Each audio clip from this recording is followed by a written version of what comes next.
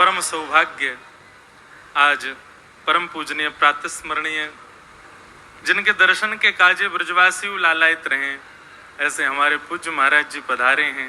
महाराज जी के श्री चरणन में बारंबार प्रणाम।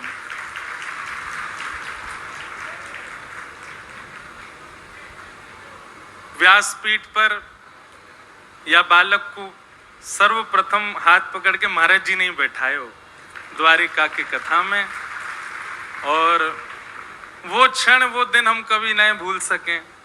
महाराज जी के कितने अनुग्रह हैं दास के ऊपर। पूज्य पिताजी महाराज तो आपको साक्षात पिता तुल्य ही आदर करें, वही भाव से दर्शन करें। हम सब ब्रजवासी इनके तो नंद बाबा ही, हम नंद बाबा कह के महाराज जी को बुलावें।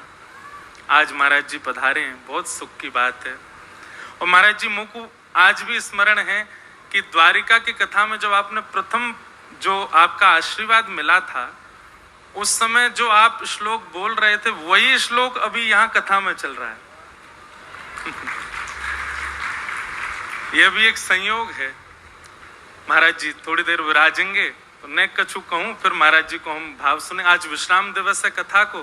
महाराज जी या सुंदर ये 7 दिना में मथ करके श्रीमद् भागवत जी को नवनीत ठाकुर जी को प्रस्तुत किया है।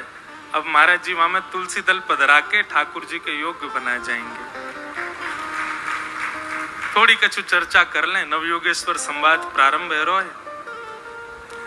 गोविंद भुज गुप्तायाम द्वारवत्वाम कुरुद्वः अवासित नारदो भिक्षणम कृष्णोपासन लालसा।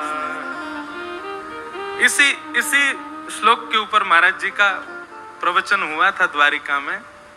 और जैसे ही महाराज जी बोल के गए, वहां से पहले मुझको ये श्लोक याद ना हो, वही दिना मैंने ये श्लोक याद किया। और आज मैं बस प्रतीक्षा कर रहा हूं। मैं मन में विचार करके बैठो, मैंने महाराज जी कौन से प्रसंग में आवेंगे। सो देखो ठाकुर जी कोई ना कहीं से अपनी उपस्थिति बता ही दें कि लाल जी सुने ही रहे हमारी बात। वही श्लोक बोलवे वारो और महाराज जी के दर्शन भय कि जो महाराज जी ने प्रथम बार उपदेश दियो, जा श्लोक से आशीष दी।